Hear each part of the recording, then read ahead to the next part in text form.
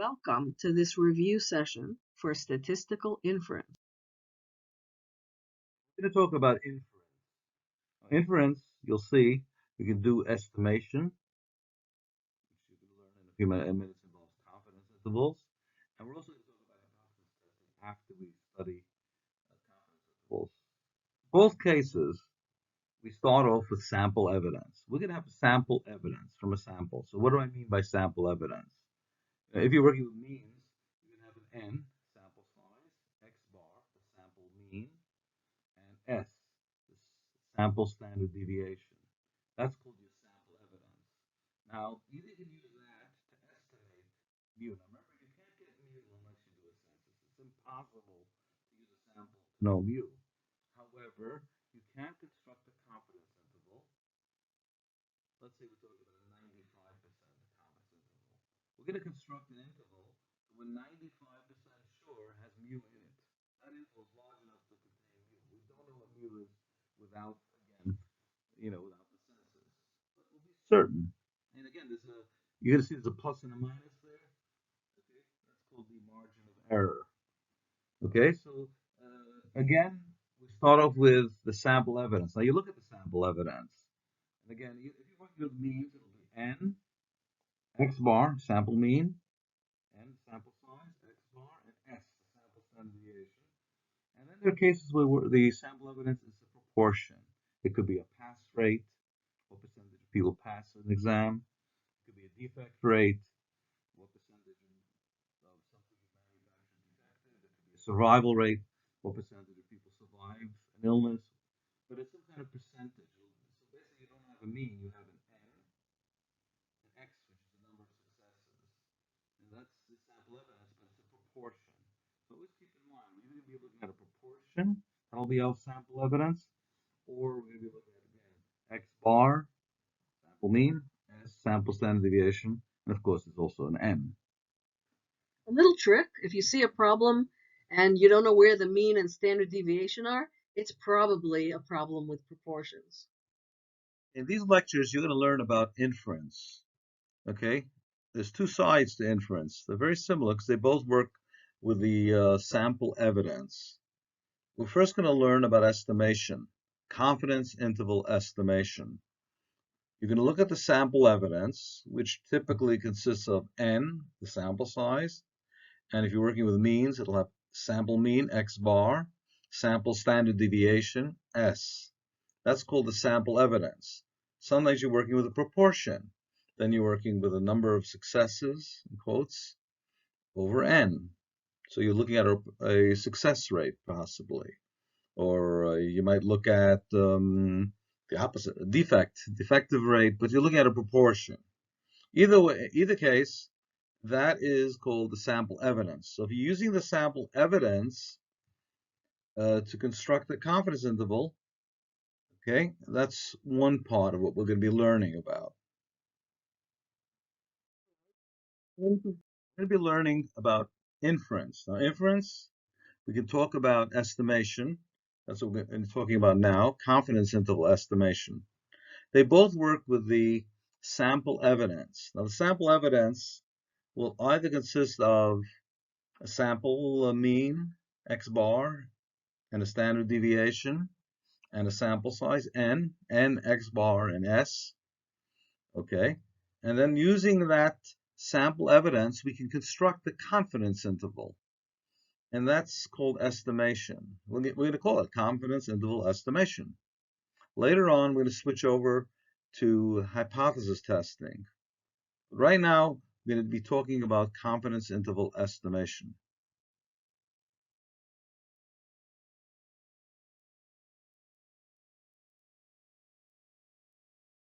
Here's our first problem. A major tire manufacturer is interested in estimating the average life of its tires. So we want to estimate an average. We want to estimate mu. What do? We take a random sample of 144 tires. That's n, the sample size, 144. And the sample of 144 tires was analyzed and got the following results. X bar, the sample mean, was 40,000 miles. So in the sample of 144 tires, there was an average life of 40,000 miles. S, the sample standard deviation, 12,000 miles. And here's what the problem is asking you to do. Construct a 95% two-sided confidence interval estimator for the true average tire life, in other words, for mu. And the question that the problem is asking you to answer is, what is the upper limit of this confidence interval? Here's the answer. First, what you don't see here is you look at your formula sheet and you get the formula for a confidence interval estimator of mu, where you have a large sample size. 144 is a large sample size, and so we're using the z distribution. We're getting our values for the 95% confidence from the z table. In fact, you see the picture there of the z distribution. 2.5% in each tail. It's the same as saying 0.025. The 95% is in the center of the distribution, and we want to get a confidence interval estimator that covers the central 95% of the distribution. And when you look something up in the z table, you know that the picture at the top of the z table, because we usually use the 0 to z table, has the area next to the mean as the shaded area. That's why it's called the 0 to z table. Well, if you're covering the central 95% of the distribution, the area under the curve at the side of the mean between the mean and the z value is half of 95%, half of 0.95. 0.4750 on one side, 0.4750 on the other side. And when you go into the z table and you sort of look around in the middle and you're trying to find the value of the area under the curve, the probability that's closest to 0.4750, you actually do find it. And it's associated with a z value of 1.96. So that's plus 1.96 on the right side, minus 1.96 on the left side. And you can see that the tail probabilities are 2.5% each on each side, which is the same as saying 0.025.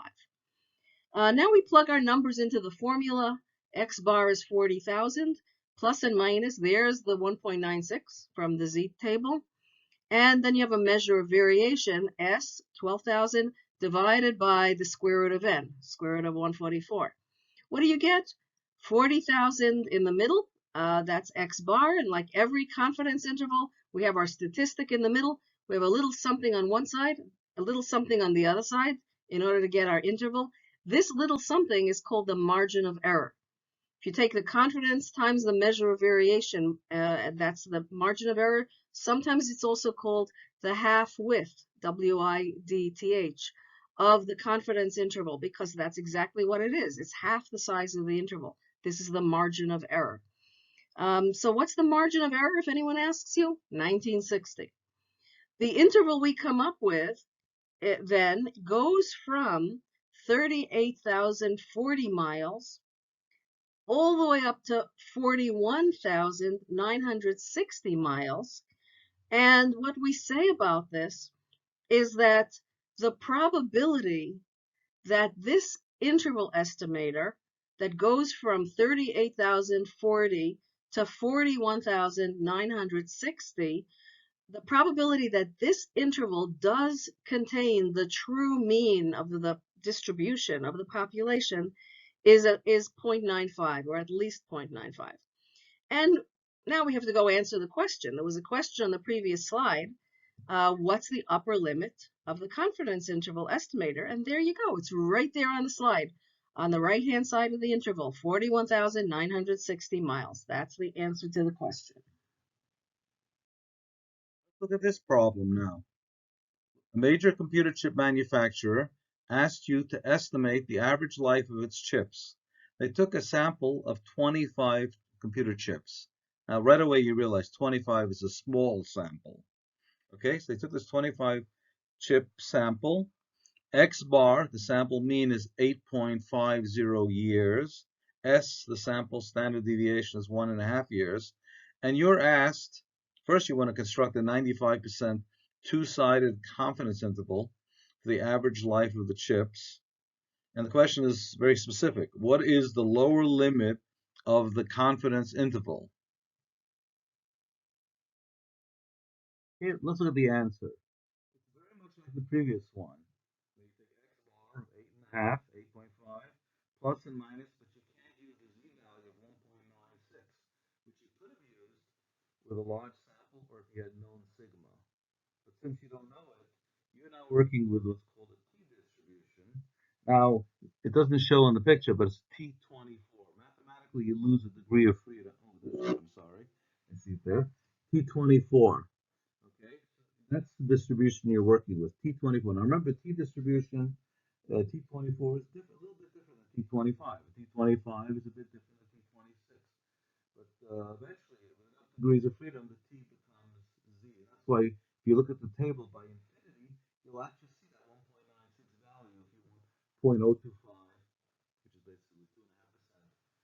Look at the infinity. That's T infinity is Z. Okay, so our critical value is 2.0639 on the right and minus 2.0639 on the left. So in other words, you have to go a little further out. The tails are a little fatter for T24. It's not quite Z. Getting there, but not quite Z. Okay, so now you look at the formula. It's the same as before. 8.5 plus or minus 2.0639 times the standard deviation of 1.5 over the square root of 25. Do the mathematics. By the way, square root of 25 is 5. You can do that in your head practically. 1.5 over 5. And then you get the margin of error of 0.62. That's called the margin of error, same as before. And then you add it to the 8.5. You get the upper limit of 9.12 years. Subtract 0.62 from 8.5. You get 7.88 years. That's your lower limit. 7.88 years. Now, basically, the way you explain this to your boss is I'm 95% sure somewhere between 7.88 years and 9.12 years lies the true mean. I just don't know it because I took a sample of 25 instead of 20 billion or whatever number of chips they make. It's a lot easier to take a sample of 25. So the answer to the question, the lower limit is 7.88 years. Solve this problem. Notice we're constructing a 95% confidence interval. This is for a small sample. Okay, so we need a 95% confidence interval, and this is a small sample. We lose 1 degree of freedom. It's a one sample case. So we're working with T24. And if you want 0.025 on the right and 0.025 on the left, that's by the way 2.5%, 0.025, you'll find in the T-table, T24, look for the critical value. It's 2.0639 on the right and minus 2.0639. So that's the value we're going to use. That's T24. So we do 8.5 plus and minus 2.0639 times 1.50, that's the standard deviation, divided by the square root of n, square root of 25.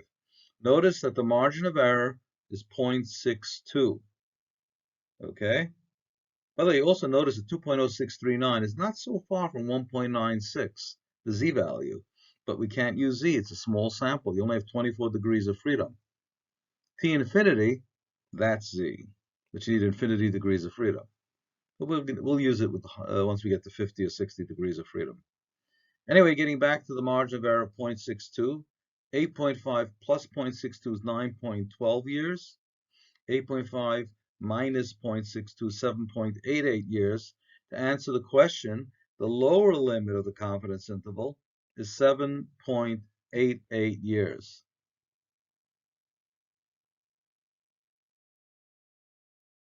All right, you've been hired by a firm to construct a 90% this time, two-sided confidence interval estimator for the following production data. N, the sample size, 400 parts. Out of those 400 parts, the number of defectives was 20 parts. And the problem asks you to construct a 90% two-sided confidence interval estimator of the true proportion of defectives. We know what the sample evidence is. We want an estimate of the population proportion. And in addition, we're being asked to answer the question, what is the upper limit of this confidence interval expressed as a percentage? Notice, I want to point out to you, if you're looking for a mean and a standard deviation, you're out of luck, because this is a different type of problem, and it's exactly that clue that, if nothing else, will tell you you're making inferences about the population proportion using the sample proportion. So this is not about means, it's about proportions. With proportions, we don't have any choice of distribution. We can only use the z distribution. And so you see the z distribution laid out there for a 90% confidence interval estimator. So we want the central 90% of the distribution, 45% on one side of the mean, 45% on the other side of the mean. Each of the tails has 0.05, 5%. When you look that up in the z table, you look up 0.4500 in the middle of the table as a probability, and you look for what the closest that you can come to is halfway in between a z-value of 1.64 and 1.65. And so here we split the difference and called the z-value plus and minus 1.645. The proportion, the sample proportion, 20 out of 400, is 0.05. The formula for confidence interval estimator of a proportion you have in front of you. You'd find it from your formula sheet. The sample statistic is 0.05. That's in the middle of the interval. The margin of error is, again, the value from the z-table that gives us 90% confidence times the measure of variation, and it ends up being 0.018. That's the margin of error. That's the confidence interval that's on one side of the sample proportion, the size of the half width on the other side of the sample proportion. 0.05 is in the middle. You add 0.018 to it, you get an upper limit of 0.068. You subtract 0.018 from it, and you get a lower limit of 0.032. The probability that this interval between 0.032 and 0.068 really does contain the true population proportion is 90%. To answer the question, what's the upper limit of this confidence interval? The upper limit is 0.068, but if we express it as a percentage, it's 6.8%. Now we're going to use the sample evidence, okay? Back to the sample evidence. We're going to do something else with the sample evidence. We're going to test the claim. It's called hypothesis testing. Somebody's going to make a claim about a parameter, like a company might say that the average life of its refrigerators is at least 10 years. That's a claim not about one particular refrigerator. It's a claim about a parameter. And we can test that claim with the sample evidence and see if the claim is reasonable. And this is what hypothesis testing is all about, testing a claim. Here's our first problem. A company claims that a slice of its keto cheesecake has no more than 30 calories on average. Test this claim at the 0.05 level of significance. Alpha is 0.05. The evidence from the data is in the table in front of you. N, the sample size, 81. X bar, the sample mean, is 32 calories. S, the sample standard deviation, is 3 calories. You do want to test the claim. That's implied, not implied. The problem is specifically asking you to test the claim. But there's a question that's being asked too. The question is this: the calculated value of the test statistic is Okay. I just want to remind you that when you do a hypothesis test, there are four things that you need to do. You've seen this in the lectures, you've seen this in the problems, in the homework, in the do it nows, but I'm going to remind you here. For a hypothesis test, you need the hypotheses, HO and H1.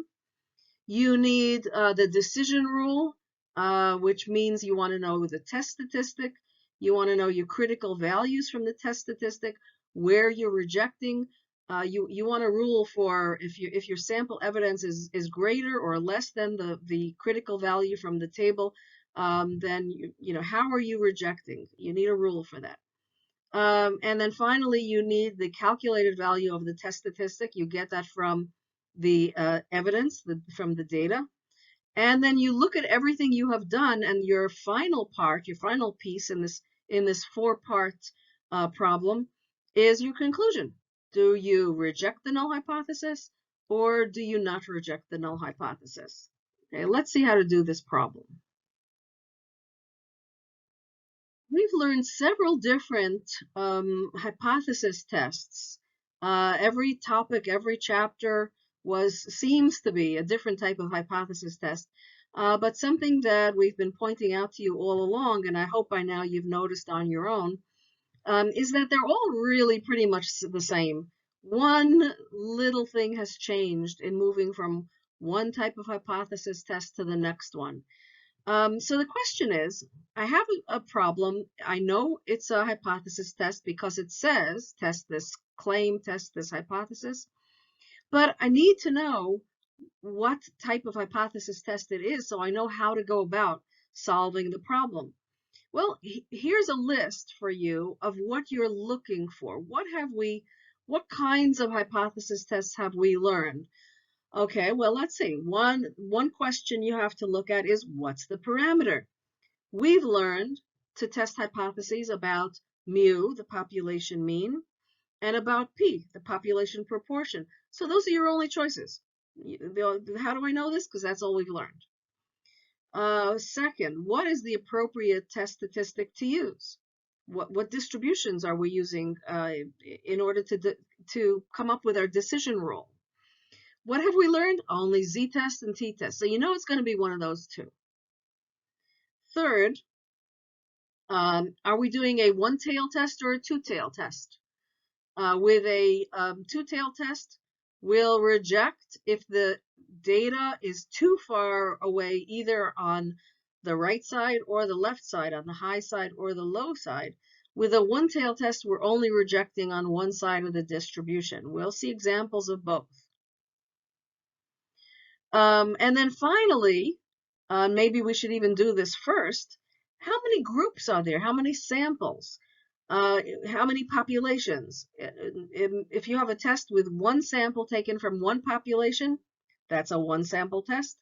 If you have a hypothesis test with two samples, each one taken from a different population, that's a two sample test. And you know what? Those are your choices, because that's all we learned. We learned one group tests and two group tests. All right, so here's the problem again, looking at it in the context of what can I do? What have I learned that I can apply to this problem? What is the parameter being tested? Well, it must be mu because I have an X bar there from my sample. And the company is asking, the company's claim that you're testing is that the cheesecake has no more than 30 calories on the average. So we're making inferences about the population average, about mu. What is the appropriate test statistic to use? Well, if we're making inferences about mu, we can either use Z or T, and it'll depend on, number one, whether the sample size is large enough, and number two, whether we know the sigma, the population standard deviation.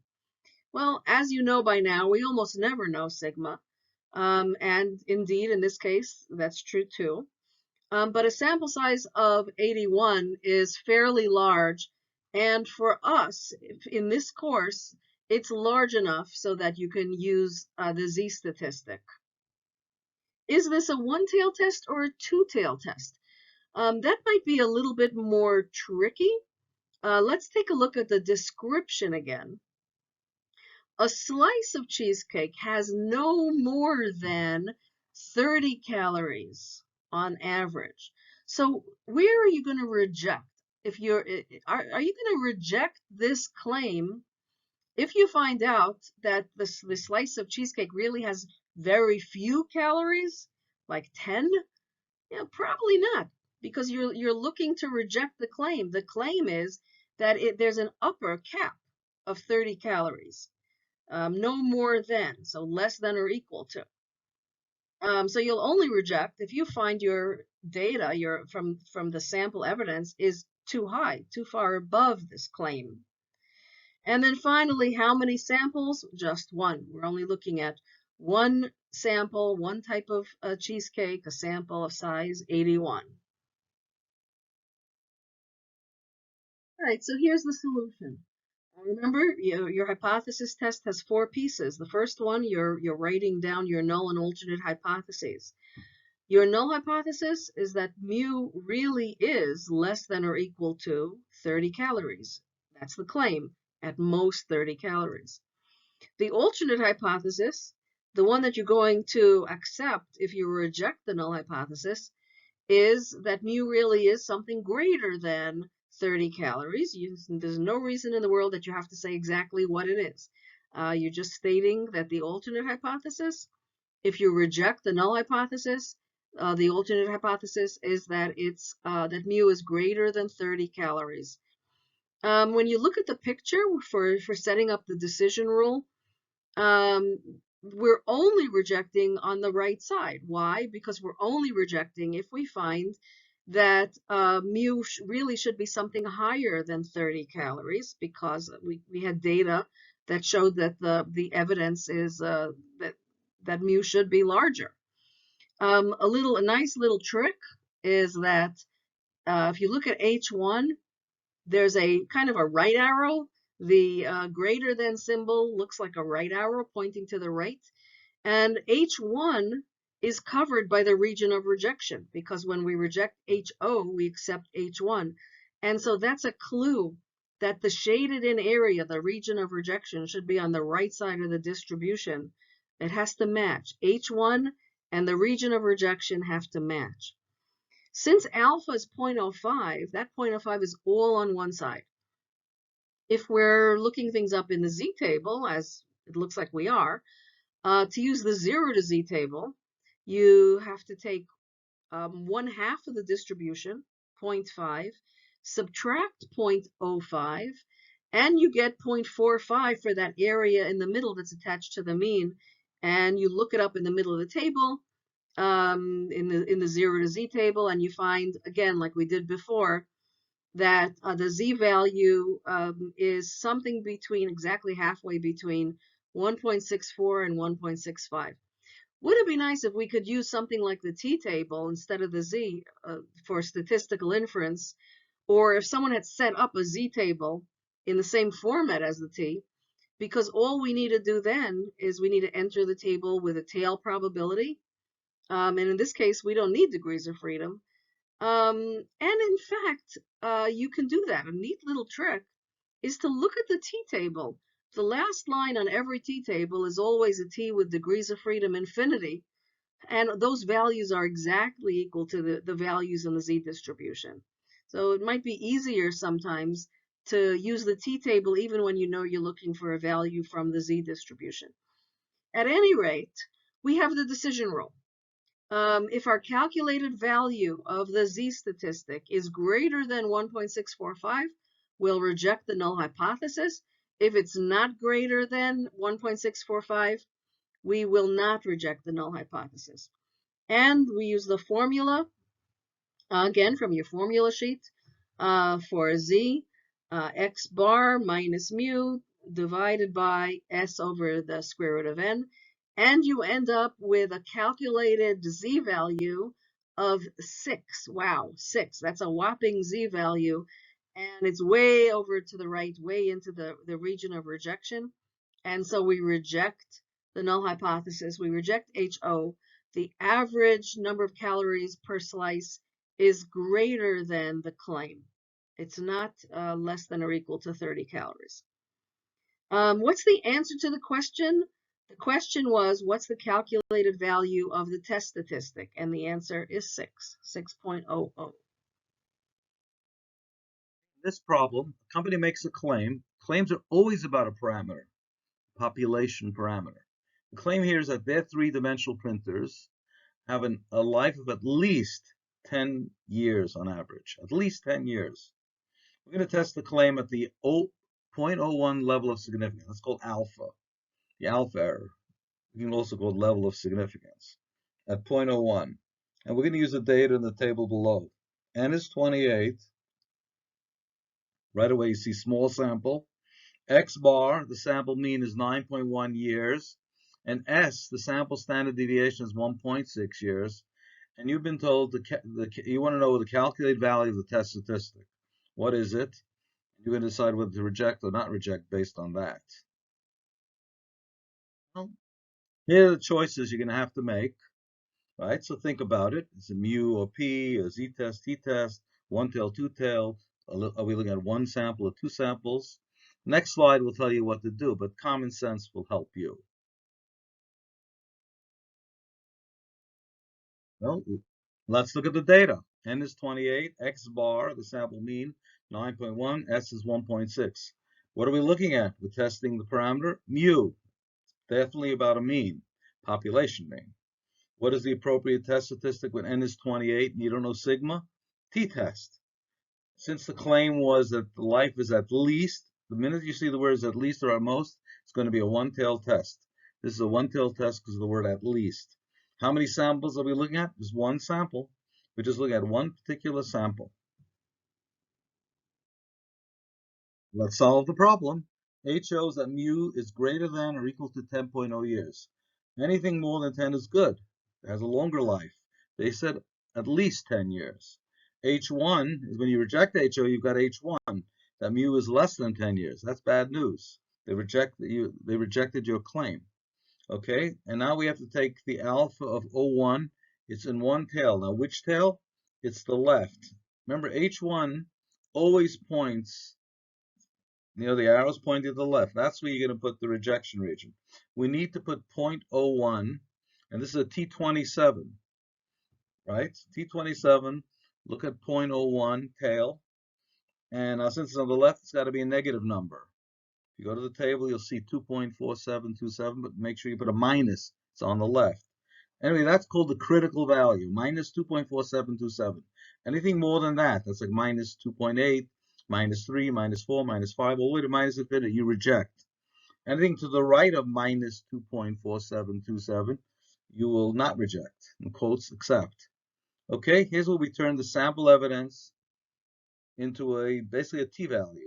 9.1 minus 10 over 1.6 over the square root of 28.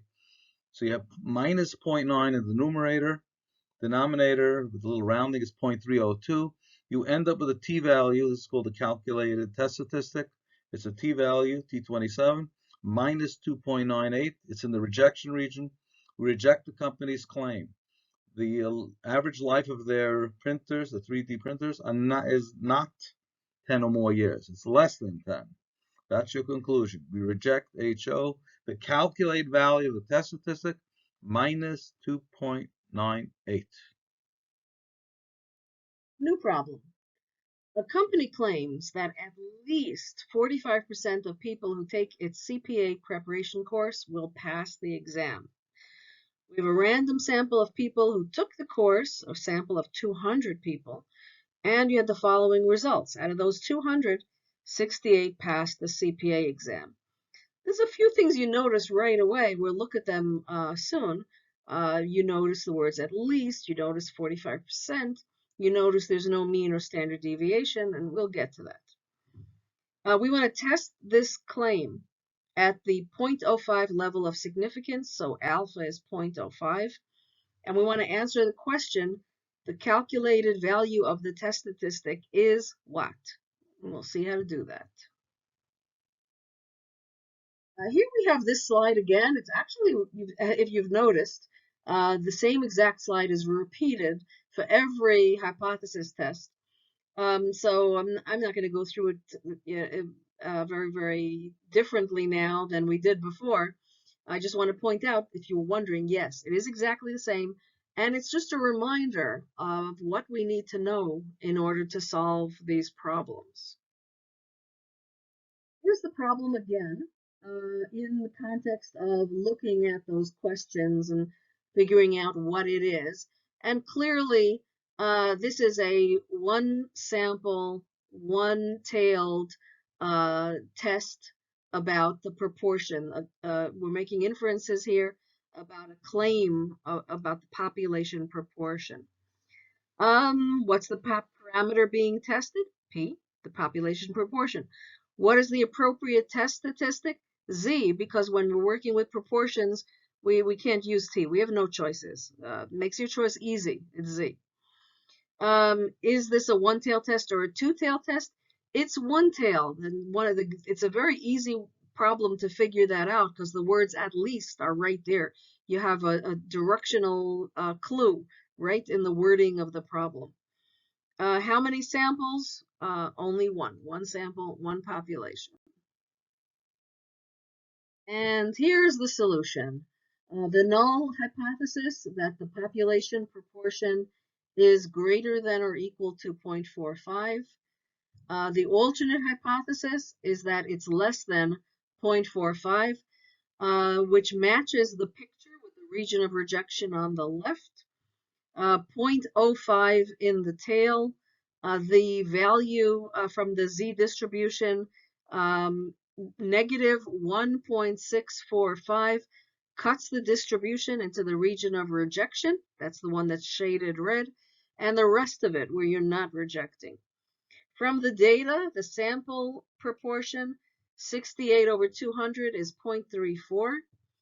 The calculated value of the Z statistic is negative 3.14, which is more negative. It's less than, and it's more negative further into the region of rejection than the critical value of negative 1.645. So we have no choice. Reject the null hypothesis. And to answer the question, the calculated value of the test statistic is negative 3.14. Look at the data below. We're looking at two ice cream companies. The minute you hit two companies, right away, I think you should suspect this is two samples. And we take a sample of Breyer's ice cream, and it's 250 for that sample. Then we take a sample of 100 containers of ice cream made by Bluebell Ice Cream Company. And notice we see a slight difference, and 100 milligrams versus 96 milligrams. We're not sure if that difference is significant, and that's what we're going to test at the 0.5 level. Is there a difference in the calcium content? Okay. Well, you've seen this a million times already. Okay. What parameter is being tested? Mu of P. What's the test statistic? Z of T. One-tail, two-tail test, and how many samples? Anyway, let's look at the problem again. Breyer's ice cream, 100 milligrams is the mean for their calcium content. For Bluebell, the mean is 96. Okay, so we know what we're doing. We're testing two means, see if they're different. We're going to use two sample Z-test. It's going to be a two-tail test. With two samples, it's two-tail. And finally, there are two groups, two samples. Anyway, we're looking at HO, mu1 equals mu2. That's the way it's going to be with two samples. That there's no difference. Mu1 equals mu2 is the same as saying mu1 minus mu2, 0. No difference between the two ice creams. H1 is there is a difference. mu1 is not equal to mu2. There is a difference. We use the two sample z-test formula with large samples, right? So it's 100 minus 96 over the square root of 5 squared over 250 plus 3 squared over 100. It works out to 4 over the square root of 0.19, 4 over 0.436. We get an incredibly high z-value of 9.17. Now look at the rejection regions. You've seen these numbers before. 1.96, this is for a z-test. To reject on the right, you need 1.96, at least 0.25 on the right, or less than minus 1.96, that's 0.25 on the left.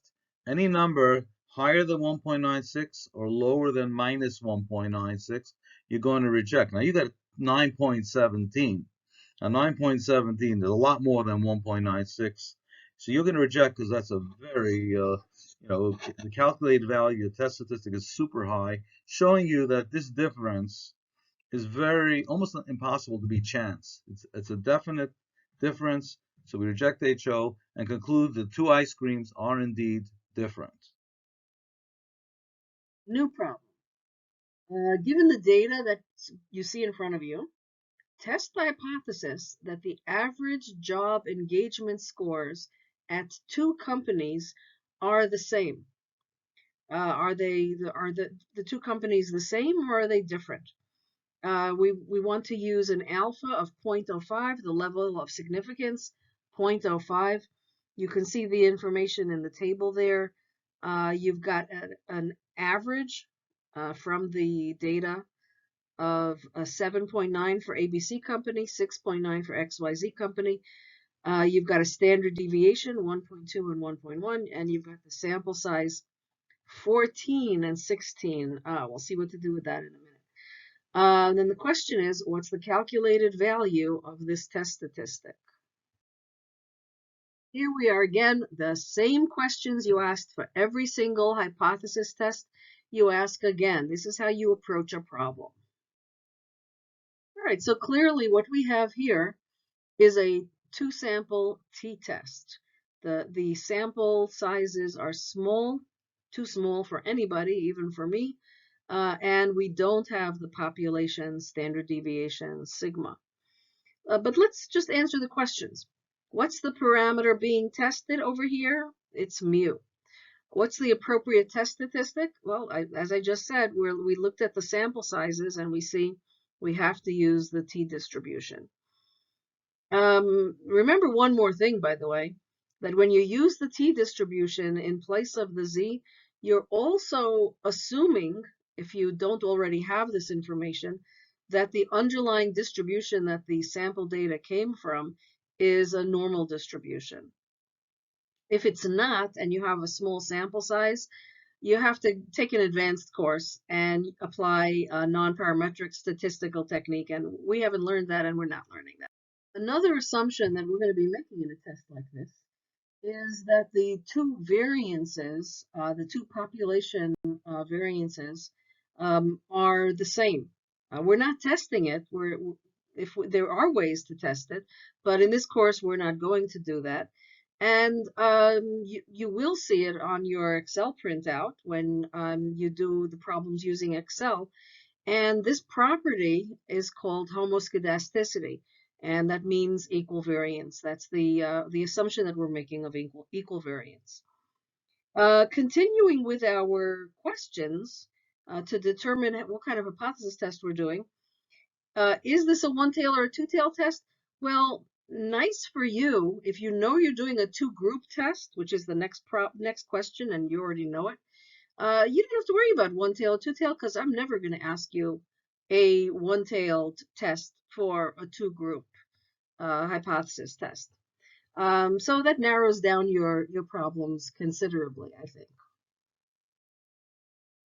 Here's the solution. Our null and alternate hypotheses. The null hypothesis is that the two population means are the same. The alternate hypothesis is that they're different. We're using a T28, 28 degrees of freedom. We lose 1 degree of freedom for every sample. So it's 30 minus 28. 30 minus 2 is 28. For a alpha 5%, it's a two-tail test, 0.025 in each tail. From the t-distribution, we see that the critical values for this problem are plus and minus 2.0484. Now, the formulas here, the calculations, are a little bit hairier for this problem, for a two-sample t, than you've had till now. You first have to get the pooled variance, and then you're going to insert the pooled variance into the calculated value of the t statistic. It's just following a formula. It's not terrible, but it's a hairier formula than the ones you've been using, than the ones you've had till now. The calculated value of the t statistic for this problem is 2.38. It is in the region of rejection. It's greater than the critical value of 2.0484. And so we reject the null hypothesis. The two means are not the same. And to answer the question, the calculated value of the test statistic is 2.38. In this problem, we're looking at tablets made by HP, well-known computer company, and Dell. We want to know if the defect rates are different or the same. Anyway, for HP, we see that 14 defects out of 200 tablets. 14 defects out of 200. For Dell, it was 15 defects out of 300 tablets. And you're asked for the calculate value of the test statistic and whether you're going to reject or not reject HO. By now you know what to do. You can decide, is it a proportion? Is it a mean? Are we going to do a z-test or a t-test? Is it a one-tailed test or a two-tailed test? Are we looking at one sample or two samples? Think about it for a moment.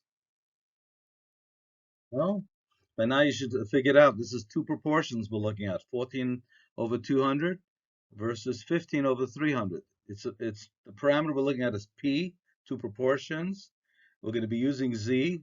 We have 200 and 300, nice size sample. It's going to be a two-tailed test. All the two sample tests are going to be two-tailed, and it's two samples. Basically, we're comparing two proportions. Again, we're comparing two proportions. HP, their proportion of defects is 14 out of 200. That's 0.07, 7% defects. Dell was 15 out of 300, 0.05. We'll look at a difference of 0.07 versus 0.05, and the total sample size is 500. As I mentioned, this is a two sample test for proportions. Now notice, to use the formula, you got to get that P bar, kind of like a pooled P, because on the HO it's one group. So put it together, pretend it's one group. If it's one group, you have 29 defects out of 500. That's called P bar, and that's 0.058, 5.8%. And that goes in the formula. So again, HO, P1 equals P2. H1, P1 is not equal to P2. There's a difference. Since we're testing at the 0.05 level, and we're splitting it up, 0.025 on the right, 0.025 on the left, it's Z. And by now you know that it's 1.96 is the critical value for the right, minus 1.96 is the critical value on the left. And now we turn the sample evidence, the two proportions, we turn it into a z-score basically. Z equals 0.07 minus 0.05. In the square root, you have 0.058 times 0.942. Those two numbers add up to 1. P and 1, the P bar and 1 minus P bar. In the paren, you have the sample sizes, 1 over 200 plus 1 over 300. You end up with 0.02 over the square root of 0.19. This all works out to about 0.95. 0.95 is not in the rejection region. Okay, so the calculated value of the test statistic is 0.95, and you're not rejecting HO. Again, you'd reject HO if it's higher than plus 1.96. 0.95 is not higher. So even though it looks like it's different, this can be attributed to sampling error. Okay, so we say the difference between the two proportions is not significant. It's a not significant difference, and the calculated value of the test statistic, Z in this case, is 0.95. Anyway, we hope you enjoyed this review for the exam. We only looked at inference here, but we tried to explain how to solve a problem in inference. But as you know, if you want to get good at this, do lots of problems. Remember, always decide, is it one sample, two sample?